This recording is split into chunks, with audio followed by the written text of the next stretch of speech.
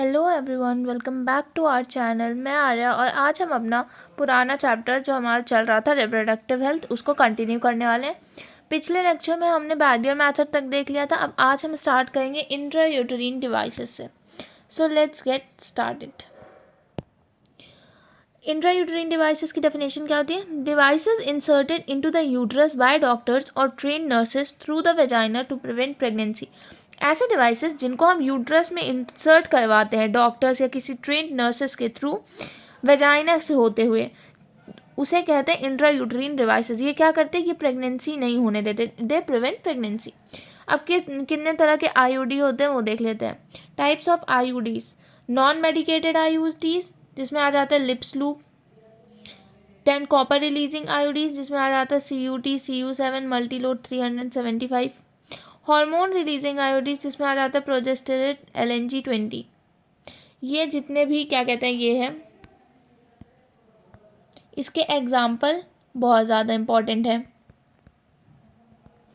उसके बाद mode of action, ये क्या करते हैं जो अपनी आईयूडी होते हैं वो करते क्या है? इंक्रीजेस फैगोसाइटोसिस, मतलब कि जो फैगोसाइटोसिस होता है उसको इंक्रीज करते हैं स्पर्म्स के यूट्रस के अंदर, मतलब स्पर्म्स का डिस्ट्रक्शन बेसिकली ये कराते हैं यूट्रस के अंदर। Than copper ion suppresses sperm motility and fertilising capacity, जो कॉपर आयंस होते हैं वो स्पर्म की मोटिलिटी को सप्रेस कर देंगे, धीमा कर देंगे, जिससे और फर्टिलाइजेशन कैपेसिटी को भी धीमा कर देंगे। हार्मोन रिलीजिंग आईयूडीज जो होते हैं वो क्या करते हैं? वो यूट्रस को अनसूटेबल कर देते हैं इम्प्लांटेशन के लिए, मतलब वो यूट्रस में कुछ ऐसे हार्मोनल चेंजेस करते हैं ताकि इम्प्लांटेशन ना हो पाए। और क्या करते हैं? Make the cervix hostile to sperms, जो सर्विक्स होता है उसको स्पर्म्स के लिए हॉस्टाइल बना देते हैं। एडवांटेजेस इनके क्या है? Ideal for female wanting to delay pregnancy और space birth, widely accepted in India. इसका एडवांटेज ये है कि ऐसी औरतें जिनको चाहिए कि उनकी प्रेगनेंसी लेट हो या फिर उनको एक बच्चा हो गया दूसरे बेबी के पैदा होने में कुछ उनका गैप चाहिए, वो इसको यूज़ करें तो बहुत अच्छा है और ये बहुत ज़्यादा इंडिया में यूज़ होता है, वाइडली एक्सेप्टेड इंडिया में। अगला मेथड देख लेते हैं क्या है। Oral contraceptive pills, composition small dosage of either progesterones alone और प्रोजेस्टोजन इस्ट्रोजन कॉम्बिनेशन, मतलब कि जो ओरल कंट्रासेप्टिव पिल्स होती हैं ये या तो खाली प्रोजेस्टोजन्स की बनी होते हैं या फिर प्रोजेस्टोजन और इस्ट्रोजन का दोनों का कॉम्बिनेशन होता है। अब इसको यूज़ कैसे करते हैं? Taken daily for 21 days starting with in first 5 days of menstrual cycle, मतलब कि ये रोज़ 21 दिन के लिए यूज़ की मतलब ली जाती है। और ये स्टार्ट कब से होता है यूज़ किया? जब 5 जो स्टार्टिंग के 5 दिन होते हैं मेंस्ट्रुअल साइकिल के, तब से यूज़ किया जाता है फॉर नेक्स्ट 21 डेज। फिर इसमें बीच में 7 दिन का गैप होता है, जब अपने मेंस्ट्रुएशन होते हैं तब 7 दिन का गैप होता है। फिर इसको रिपीट करते हैं, repeat the cycle until pregnancy prevention is desired, मतलब जब तक आपको अपनी प्रेगनेंसी नहीं करानी है तब तक आप ये पिल्स लेते रहें। Then mode of action, inhibit ovulation and implantation. ये करते क्या है कि जो ओव्यूलेशन होता है या इम्प्लांटेशन होता है उनको रोक देते हैं। Alter cervical mucus to block sperm entry, मतलब जो सर्विकल म्यूकस होते हैं उनको एक्टिवेट करा देते हैं ताकि जो स्पर्म्स हैं स्पर्म की एंट्री ही ब्लॉक हो जाए सर्विक्स में ही। देन कुछ आ जाती स्पेशल पिल्स जिसका नाम है एक सहेली, बहुत ज़्यादा ये important Saheli. It contains non steroidal compound taken once a week, very few side effects and high contraceptive values. ये जो स्पेशल पिल्स है सहेली, ये एक तो पहली चीज़ नॉन स्टेरॉइडल कंपाउंड है, मतलब नॉन स्टेरॉइडल कंपाउंड की बनी होती है। हफ्ते में एक बार इसको लिया जाता है। उसका बहुत ज़्यादा मतलब बहुत ही कम साइड इफ़ेक्ट है और बहुत ज़्यादा हाई कंट्रासेप्टिव वैल्यू है इसकी, वेरी इंपॉर्टेंट। ये सहेली वाला कॉन्सेप्ट तो बहुत ज़्यादा इंपॉर्टेंट है, डायरेक्टली पूछा जाता है। नाउ इंजेक्टेबल एंड इम्प्लांटेबल कंट्रासेप्टिव्स, अब कुछ ऐसे भी होते हैं इंजेक्टेबल इम्प्लांटेबल कंट्रासेप्टिव्स, उनको देख लेते हैं। बने किसके होते हैं? प्रोजेस्टोजेंस के बने ही होते हैं और प्रोजेस्टोजन इस्ट्रोजन के कॉम्बिनेशन होते हैं। कैसे होते हैं? सेम होते हैं as oral pills, same as oral pills. करते क्या है? Inhibit ovulation, affect mucus and endometrium same वैसे ही जैसे पिल तरह की है। ड्यूरेशन इसका क्या होता है, effective for longer period compares to pill. जब किसी को बहुत लंबे टाइम तक प्रेगनेंसी नहीं चाहिए होती तो उनके लिए ये सही रहती होती है एज़ कम्पेयर टू पिल्स। अब कुछ इमरजेंसी कंट्रासेप्टिव आ जाते हैं। इनके मेथड क्या होता है, administration of progestogens progestogen estrogen combination और insertion of IUDs with in 72 hours of unprotected intercourse. अब जैसे कि एक कोई अनप्रोटेक्टेड इंटरकोर्स हो गया और इमरजेंसी में आपको कुछ ऐसा कराना है, तो फिर ये जो प्रोजेस्टोजन और इस्ट्रोजन या फिर खाली प्रोजेस्टोजन के कॉम्बिनेशन हो गए या फिर आईओडीज को, इन सबको इंसर्ट करा सकते हैं। कब, with in 72 hours of unprotected sex. मतलब जो अनप्रोटेक्टेड सेक्स है उसके बाद 72 आवर्स के अंदर ही आपको ये कराना पड़ता है। इसका पर्पस क्या होता है, basically purpose prevention of possible pregnancy after, या तो जैसे रेप वाले केसेस हो गए तो उसमें प्रेगनेंसी प्रिवेंट करने के लिए ये कर सकते हैं। एक्सीडेंशियल फेलियर हो गया। सिलेक्शन और यूजेस देख सकते हैं इस कंट्रासेप्टिव का। Important consideration, choice and use of contraceptive method must be done under medical guidance. ये जो चॉइस होती है कंट्रासेप्टिव मेथड की और उसका यूज़ जो होता है वो किसी के अच्छे गाइडेंस के अंडर हमें करना चाहिए, मतलब करना चाहिए। Contraceptives are not essential for maintaining reproductive health. They are used intentionally to prevent unwanted pregnancy, delay or space childbirth due to personal reason. अब ये जो कंट्रासेप्टिव्स होते हैं ये एसेंशियल नहीं होते हैं रिप्रोडक्टिव हेल्थ को मेंटेन करने के लिए। मतलब अगर ज़रूरी नहीं कि आप ये कंट्रासेप्टिव मेथड यूज़ कर रहे हो, नहीं यूज़ कर रहे हो तो इससे आपकी कोई रिप्रोडक्टिव हेल्थ में असर पड़ेगा, ऐसा कुछ नहीं होता है। इसको इंटेंशनली यूज़ किया जाता है ताकि कोई अनवांटेड प्रेगनेंसी को प्रिवेंट कर सकें, कि मतलब प्रेगनेंसी नहीं चाहते फिर भी हो गई, उसको प्रिवेंट करने के लिए, या फिर नहीं चाहते स्टार्टिंग से कि प्रेगनेंसी नहीं हो तो उसके लिए कंट्रासेप्टिव मेथड यूज़ कर लेते हैं कुछ। डीले और space birth due to personal reason, या फिर कोई चाहता है कि उसका मतलब कि उसे बच्चे अभी पैदा नहीं करने, कुछ टाइम बाद करने हैं, या फिर किसी को एक बेबी से दूसरे बेबी के बीच में थोड़ा गैप चाहिए कम से कम 3-4 साल का, तब कर लेते हैं।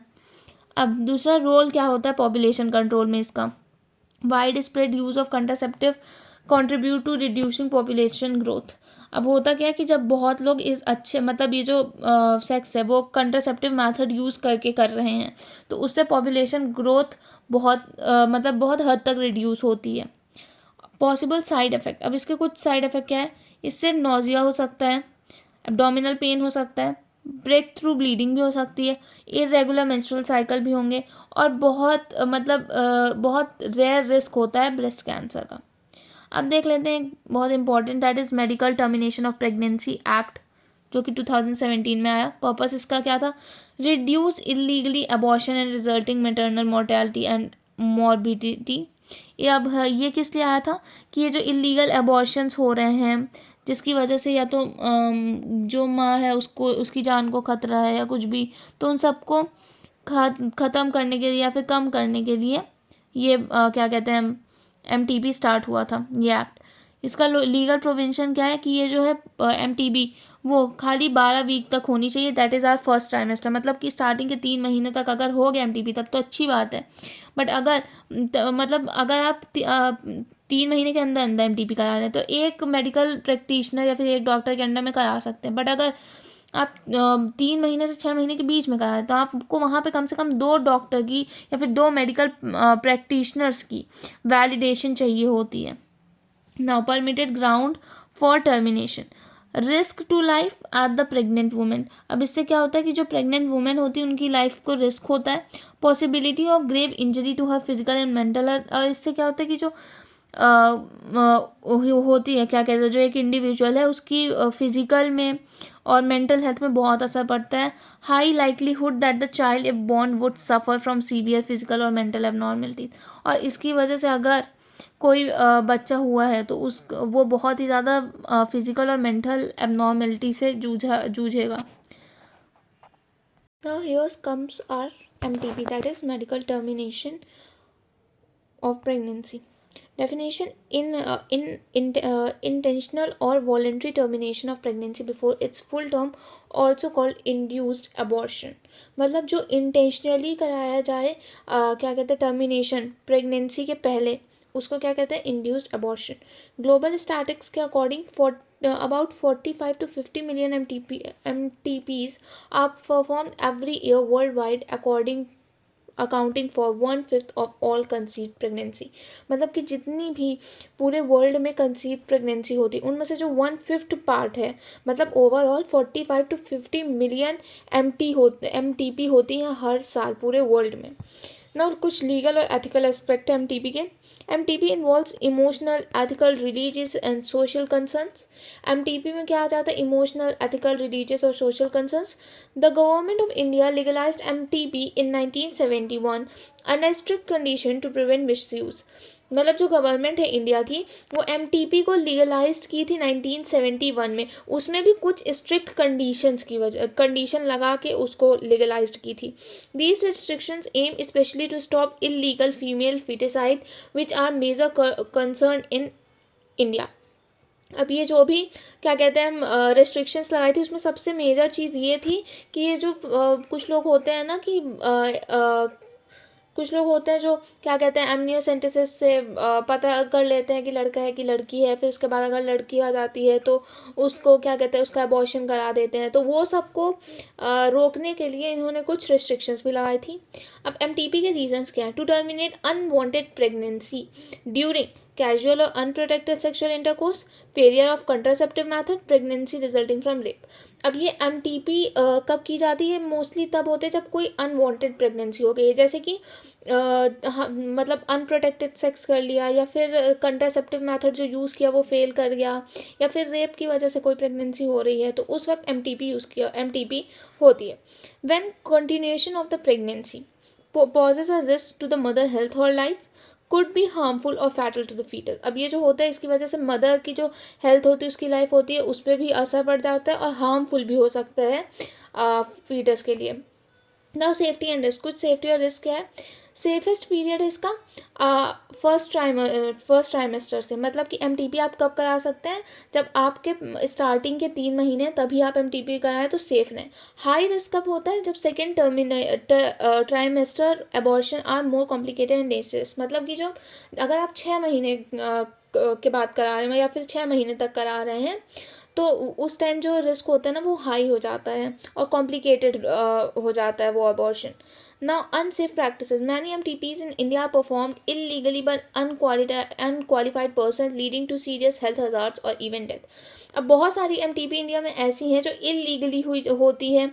कुछ अनक्वालिफाइड पर्सन है, वो लोग इलीगली एमटीपी कर रहे हैं, जिसकी वजह से लोगों की मौत तक हो जाती है, क्योंकि भाई वो कोई प्रोफेशनल तो है नहीं, वो ऐसे इलीगली कर रहे हैं, तो फिर उनकी वजह से उनकी कुछ भी ऐसी थोड़ी सी गलती हुई तो सीधे इंसान की जान भी चली जाती है। Now, misuse of amniocentesis for sex determination allowed by female feticide is illegal and unethical। वही है कि जो एमनियोसेंटेसिस का मिसयूज़ करके सेक्स डिटर्मिनेशन कर रहे थे मेल फीमेल जानने के लिए, तो वो चीज़ क्या है कि इलीगल हो चुकी है। नाउ कुछ प्रिवेंटिव मेजर्स क्या है कि spread awareness and counselling about contraceptions and safe sexual practices. अभी क्या करती है कि हमें कुछ अवेयरनेस काउंसलिंग होती है अबाउट द कंट्रासेप्शन, और कोई एक सेफ सेक्सुअल प्रैक्टिस कैसी होती है उसके बारे में। Provide accessible and safe health care facilities for women. क्या करती है कि ये प्रोवाइड करती है एसेसिबल कुछ self health care facilities women's के लिए। Educate the public on the danger of illegal abortion and respect for girl. और लोगों को बताती है कि आपको इलीगल अबॉर्शन नहीं करानी चाहिए, और मतलब जो लड़की होती है या गर्ल चाइल्ड, उनके लिए रिस्पेक्ट होनी चाहिए हमारे मन, दोनों इक्वल होते हैं, लड़के हों चाहे लड़कियाँ हों, ये सब बताता है।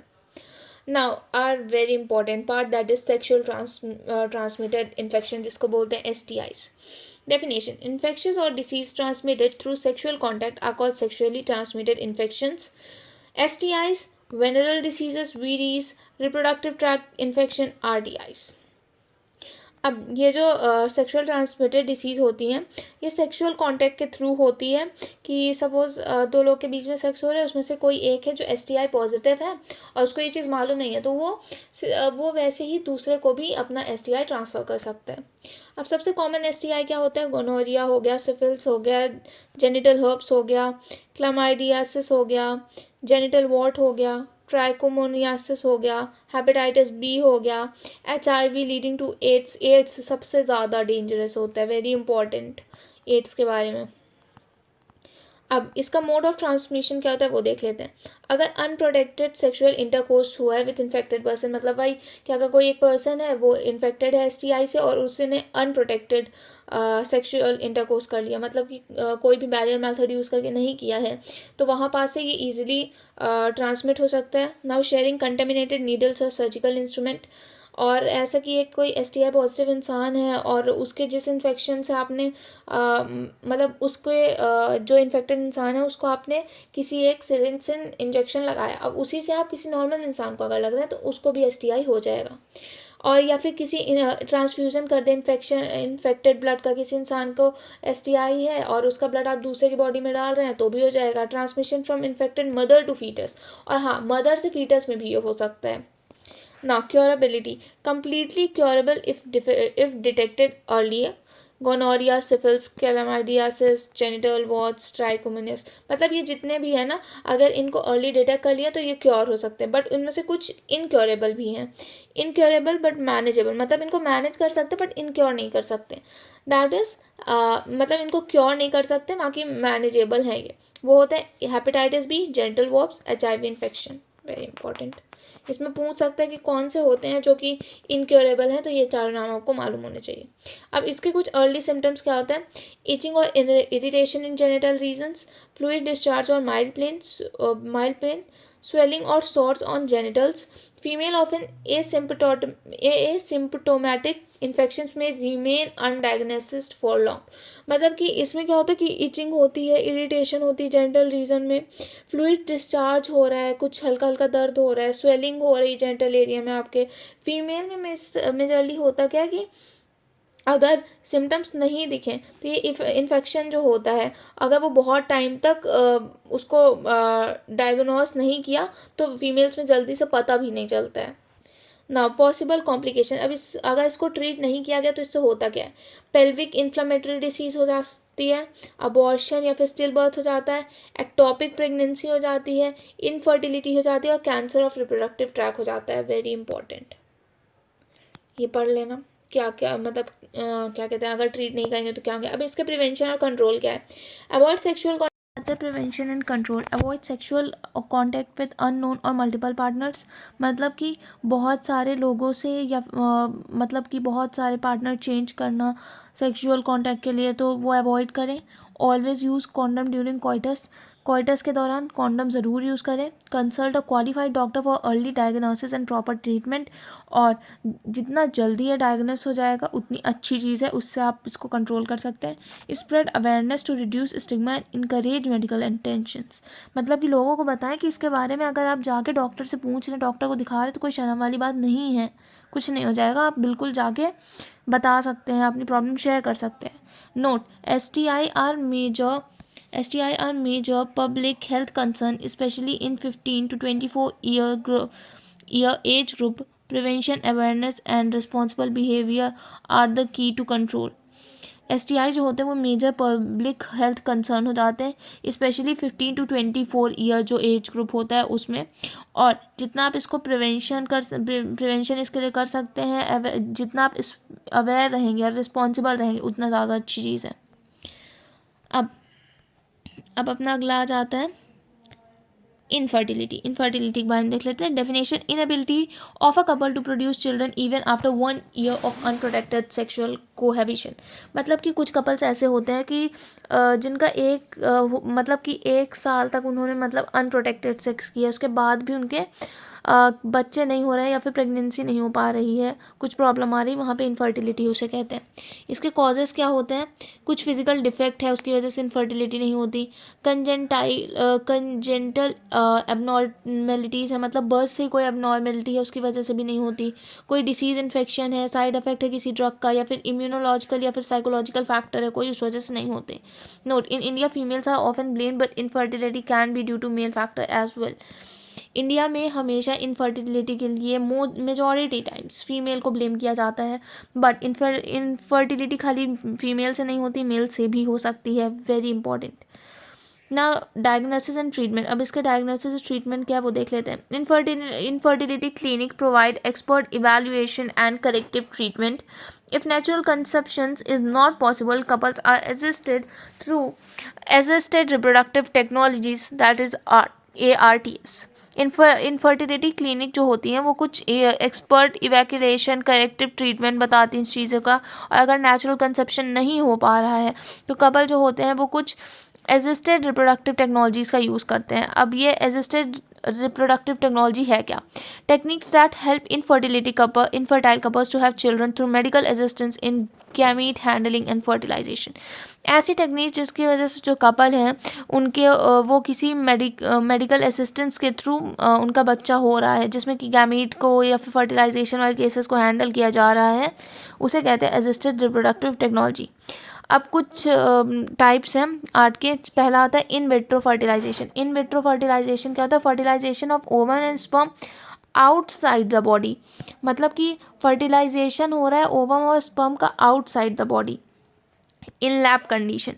टेस्ट ट्यूब बेबी टेक्निक्स ये सब आ जाती हैं, ठीक है ना। मतलब ओवम को ले लिया फीमेल से, स्पर्म को ले लिया मेल से, और लैब में क्या कहते हैं, लैब में इनका फ्यूजन वगैरह करा के बेबी बना रहे हैं, तो उसको क्या कहते हैं? Test tube baby. Resulting zygote और embryo is transfer to the female reproductive tract. अब ऐसे फिर जो जाइगोट होते हैं उनको फीमेल रिप्रोडक्टिव ट्रैक में डालते हैं।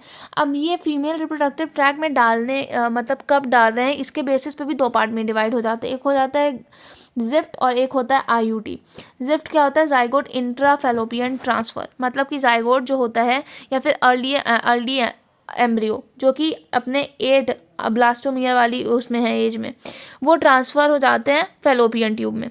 आईयूटी जो होते हैं इंट्रायूटरीन ट्रांसफ़र, तो एम्ब्रियो जिसमें मोर देन 8 ब्लास्टोमियर होते हैं, 8 से ज़्यादा ब्लास्टोमियर होते हैं, वो ट्रांसफ़र हो जाते हैं यूट्रस में। Embryo from in vivo fertilization can also be use for transfer. अब एम्ब्रियो जो इन वीवो फर्टिलाइजेशन से हुए हैं उनको भी यूज़ किया जा सकता है ट्रांसफ़र के लिए। अब दूसरा इसमें आ जाता है GIFT, that is gamete intrafallopian transfer. इसमें क्या आ जाता है? Ovum from donor transferred into fallopian tube of another female who can support fertilization but can not produce an ovum. अब सपोज जो फीमेल है वो ओवम नहीं प्रोड्यूस कर पा रही है, बट उसके यूट्रस में ऐसी कंडीशंस हैं कि वो बेबी को अपने अंदर रख सकती है। तो क्या होता है कि वो ओवम किसी डोनर से लेती है, और जो अपना फेलोपियन ट्यूब है उसमें उसको लेके फिर आगे का प्रोसीजर होता है। तो इसमें बेसिकली होता क्या है कि जो फीमेल होती है वो ओवम प्रोड्यूस नहीं कर सकती है, बट वो क्या कहते हैं फर्टिलाइजेशन सपोर्ट कर सकती है अगर फेलोपियन ट्यूब में उसका ओवम आ जाए, मतलब उसके फेलोपियन ट्यूब में ओवम आ जाए, तो इसमें ओवम जो होती है वो कोई दूसरी औरत देती है। इस दूसरा अब क्या आ जाता है? ICSI, that is intracytoplasmic sperm injection. अब इसमें क्या होता है? Sperm is directly injected into an ovum to form a zygote in the lab. अब होता क्या है कि जो ओवम है उसमें डायरेक्टली स्पर्म को इंजेक्ट किया जाता है ताकि जाइगोट जो हो वो बन सके। Specially useful in male infertility issue, defective sperms और लो स्पर्म का। ये कब होता है? कि जब मेल में कोई इनफर्टिलिटी इशू है या फिर मतलब उनका जैसे कि स्पर्म डिफेक्टिव है या फिर लो स्पर्म काउंट है तब। अब AI क्या होता है? Artificial insemination. इसमें क्या होता है कि सीमेन जो होता है कलेक्टेड फ्रॉम हस्बैंड और अ healthy donor is artificially introduced into vagina और यूट्रस। इसमें क्या होता है कि जो सीमन होता है वो हस्बैंड से या फिर किसी हेल्दी डोनर से लेते हैं और उसको वेजाइना या यूट्रस में डाल देते हैं। Help couples where male partner can not inseminate और sperm count is very low. अब ये कब यूज़ होता है? कि जब मेल पार्टनर है वो इंसेमिनेशन नहीं कर पा रहा है या फिर उसका स्पर्म काउंट बहुत ही ज़्यादा लो है। Now limitation and ethical concern क्या है इनफर्टिलिटी के? Require highly skilled professional and advance technology making them expensive and limited to few centres. अब ये जो क्या कहते हैं AI आर्ट वाली जो फैसिलिटी है दैट इज़ असिस्टेड रिप्रोडक्टिव क्या है अपना? असिस्टेड रिप्रोडक्टिव टेक्नोलॉजीज़ ये जो होती हैं ये देखो ये बहुत ही हाईली स्किल्ड प्रोफेशनल्स हो वो करें और बहुत एडवांस टेक्नोलॉजी हो तब तो सही है। कुछ इमोशनल, रिलीजियस और सोशल फैक्टर्स भी होती हैं जो लोगों को डिस्करेज कर देती हैं इस मेथड के लिए। एडॉप्शन क्या होता है? Legal adoption provides an alternative to ART. कोई आप लीगली एडॉप्शन कर रहे हैं तो वो एक अलग मेथड होगा कि अगर किसी का बच्चा नहीं हो रहा है, इनफर्टिलिटी है, तो वो एडॉप्ट कर लें किसी को। India has many orphan and destitute children.